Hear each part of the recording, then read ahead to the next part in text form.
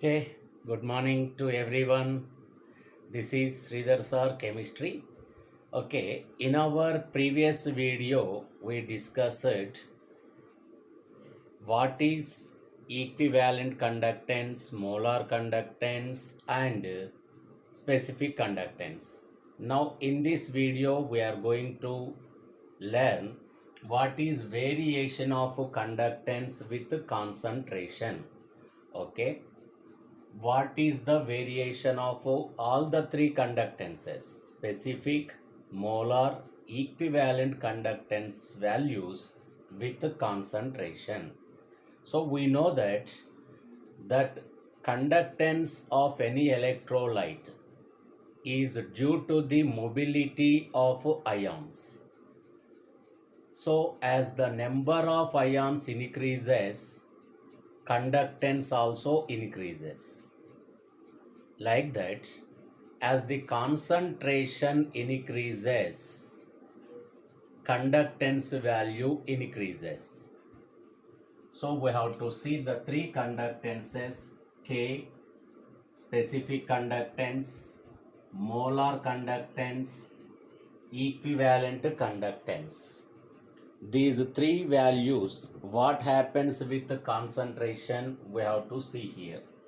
First, come to specific conductance. As concentration increases, K value also increases. This is for specific conductance. But molar and equivalent conductance values,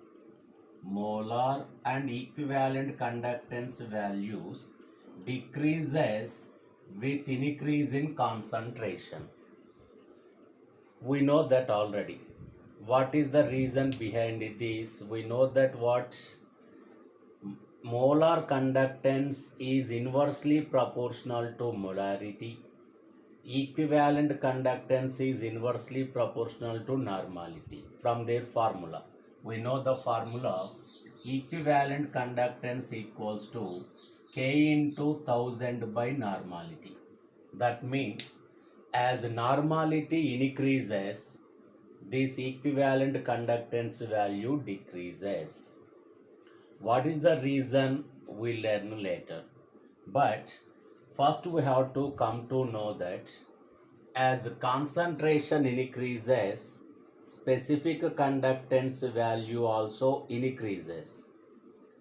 But molar and equivalent conductances decreases with increase in concentration.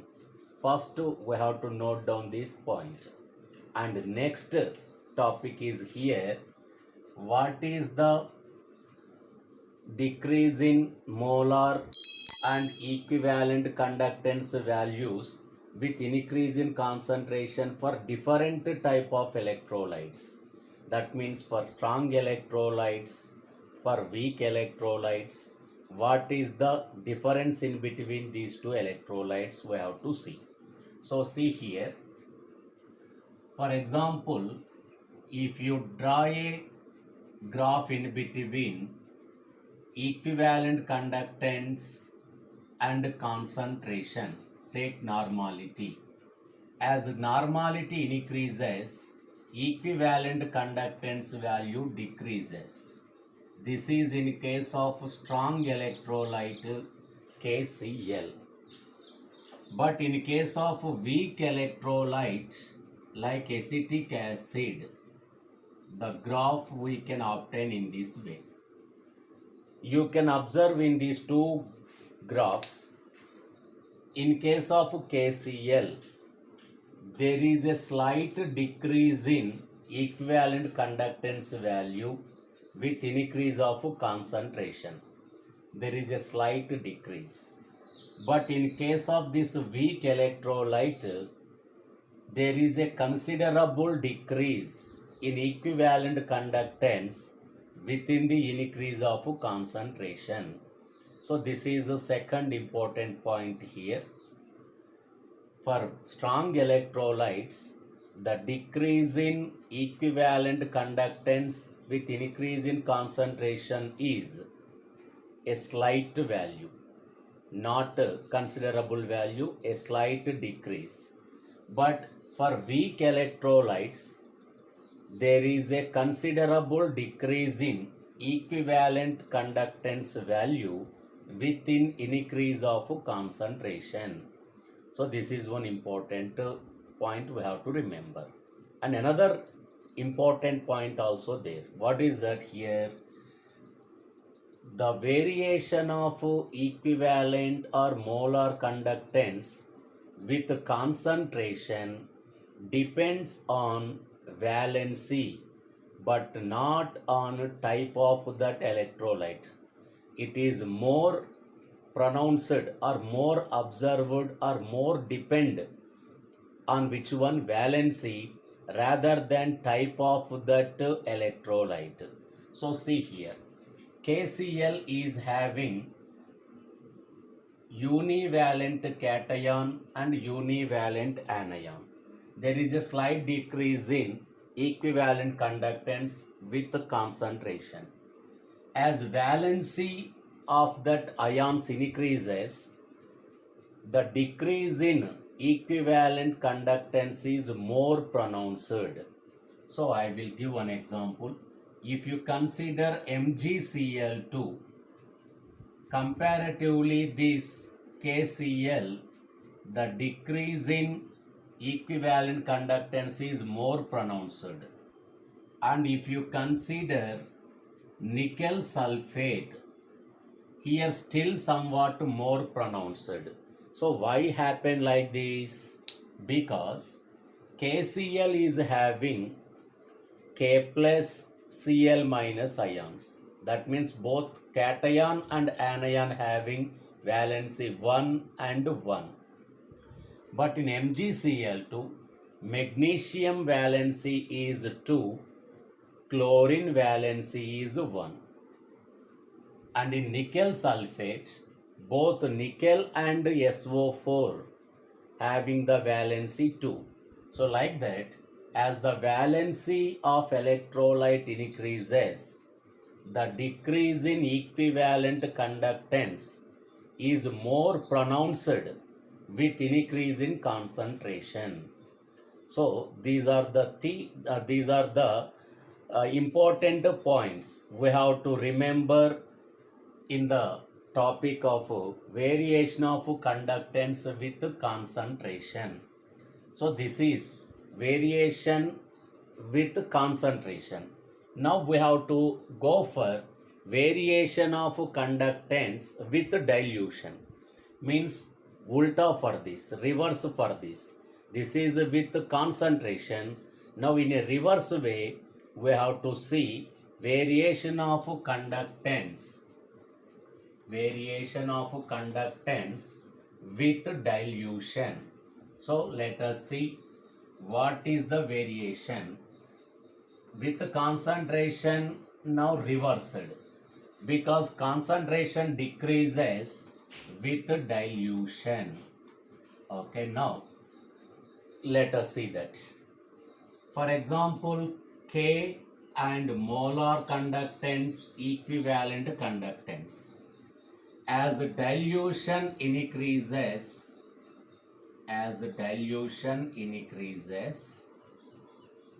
K value, what happens means decreases.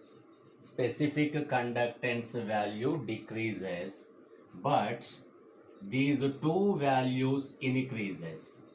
Molar and equivalent conductance values increases within the increase of dilution, but specific conductance value decreases. So what is the reason for this? Let us go for one example here. Let it be the Na plus ions solution. The volume is 1 liter volume. Now in this 10 Na plus ions are present. 2, 4, 6, 7, 8, 9, 10. 10 Na plus ions are present in 1 liter of solution. Now here, add 1 more liter of water. Add 1 liter of water.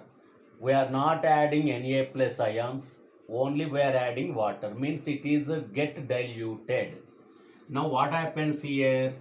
This volume now becomes 1 plus 1 means total volume becomes 2 liters. Now what happened here? Some of Na plus ions, some of the Na plus ions now disperse into this entire volume. Now here total number of ions remains same, but per unit volume number of ions decreases.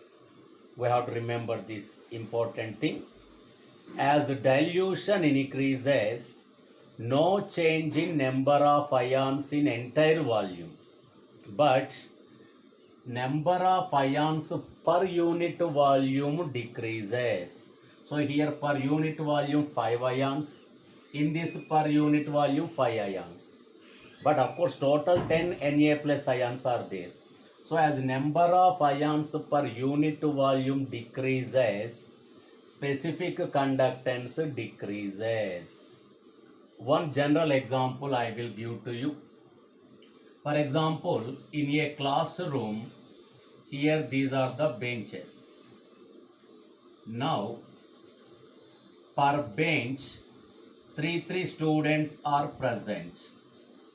Per bench, 3 students are present. For example, they are writing the exam as it is, without any change. They sat like this only, they are writing the exam. For example, this first student wants to send one answer to the last bench student. Now it is somewhat easy because all the students are very near to one another.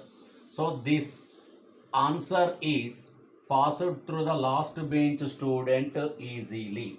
That means here the conductance is somewhat extent to a greater extent. Now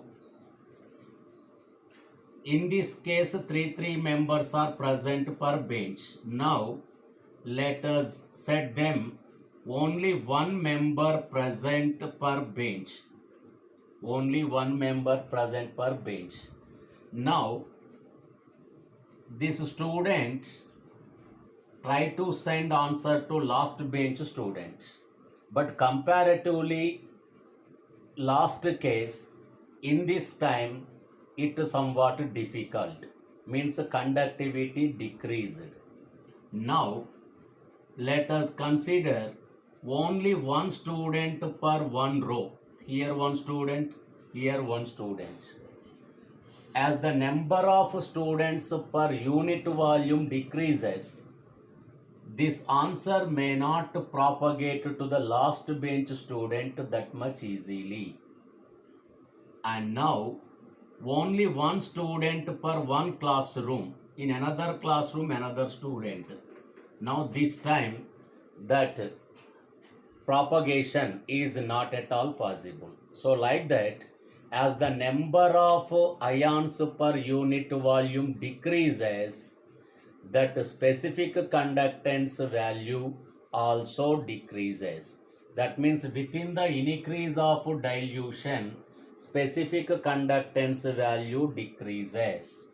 Now, why these two values increases within increase of dilution? Okay, for this we got explanation. Because number of ions per unit volume decreases, specific conductance also decreased with increase in dilution.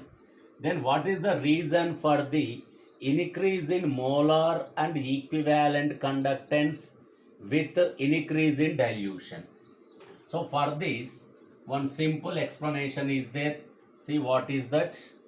For example, if Na plus Cl minus ions have been considered, now in between these two ions, much attraction is present. So these ions do not move freely. That means if they are not moving freely, the conductance is somewhat to a lower extent. If it is diluted with water, now water molecules enter in between Na plus and Cl minus ions. Due to that, what happens? The interionic attractions decreases. So now Na plus and Cl minus ions will move freely. As the movement of ions increases, conductance also increases. So like that, due to the decrease in interionic attractions, molar and equivalent conductance values increases within the increase of dilution. Now, as dilution increases, that molar equivalent conductance values also increases and reaches maximum at infinite dilution. Reaches maximum at infinite dilution, because at infinite dilution degree of dissociation alpha is equals to 1, means total ions are that get formed by the dissociation of electrolyte at infinite dilution. So the conductance reaches maximum to a greater extent at infinite dilution. That infinite dilution indicated with cap naught. This is the equivalent conductance of an electrolyte at infinite dilution. We can indicate with infinity also. That means infinity means indicating infinite dilution, and 0 indicating which one means that concentration becomes 0, because at infinite dilution the concentration becomes 0. So these are indicated with cap naught and cap infinity. So at infinite dilution the conductance reaches maximum because the total ions are formed and 100% ionization takes place. Now, how to determine this cap naught value? That means conductance at infinite dilution. And for if you consider any one electrolyte, it is experimentally not possible. Why?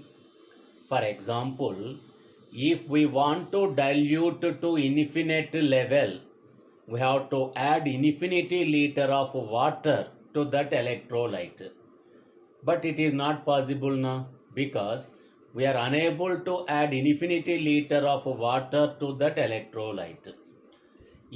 Even though if you added, that is, we can consider as conductance of water but not that electrolyte, because if you add a small glass of curd in a big ocean and try to drink the water, no one can say it is a buttermilk, just that is a water. So like that, experimentally determination of this value is not possible. Then what is the remedy for this? Don't worry. One method is there. What is that method we see here? Of course, we can use one equation, that is Debye-Onsager-Haskell equation. What is that equation we can see here? So see the equation. Cap naught equals to cap C minus A root C. So this is the Debye-Onsager-Haskell equation to calculate the cap naught value, means equivalent conductance at infinite dilution. Otherwise, we can use extrapolating method. What is extrapolating method? By the graphical representation or by the graphical method, one can determine the cap naught value. So the graph plotted between equivalent conductance and root C is useful to determine conductance at infinite dilution. In case of strong electrolyte, we get a straight line with negative slope when the graph is plotted between equivalent conductance and root C. So this is the line. We are getting a straight line with negative slope. Now by determining this equivalent conductance at some other concentration, by extrapolating this value to this line to zero concentration,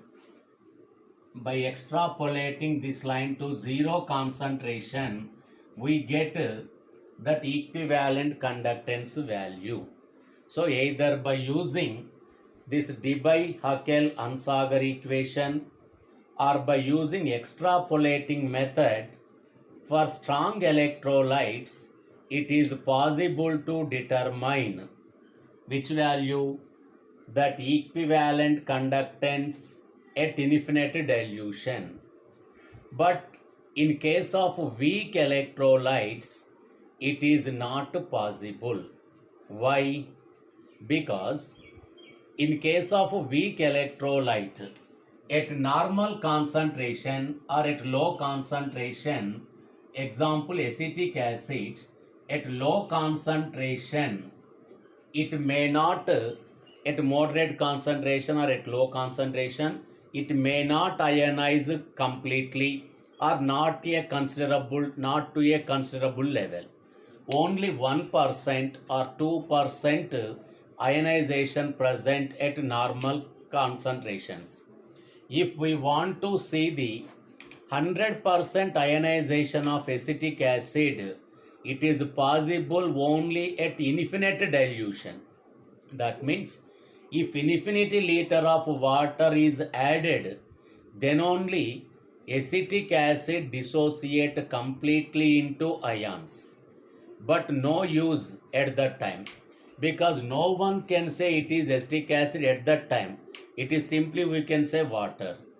That means here for acetic acid at moderate concentrations, it is not possible to determine the equivalent or molar conductance value, because that is only 1 or 2% get ionized, not having a minimum considerable conductance value. So extrapolation method not applicable or not possible in case of which one? This weak electrolyte. And another one, if you add some water but it may not undergo complete ionization. If you want to see its complete ionization, we need to add infinity liter of water. But at that time, this is not considered as acetic acid solution. It is better to say that is water. That means for weak electrolytes, it is not possible to determine equivalent conductance at infinite dilution either experimentally or by extrapolating method or even by using this Debye-Huckel-Onsager equation. So one example also I will give to you. One question is here, I will give to you, listen to me. For example, acetic acid is a thief. The police want to know what is the truth of his theft, where he kept all that stolen amounts or stolen ornaments. For example, if the police are asking this person without any, that means torturing, if they are requesting that person, he may not give the answer. So that means the police couldn't find the answer from that thief. But he will give the answer when harshly tortured and finally he will dead. At that time only he will give the answer. But what is the use? After his death, he can't answer that question. That means here we can't get answer from the thief. either with requesting manner or with torturing manner. That means, like that for acetic acid, it is not possible to determine its equivalent conductance value at infinite dilution, either experimentally or by extrapolating method. So, for this type of weak electrolytes, one can measure the equivalent conductance at infinite dilution by using Kohlrausch law. Okay, in our next video, we go for Kohlrausch law, how to determine equivalent conductance at infinite dilution. Okay, bye.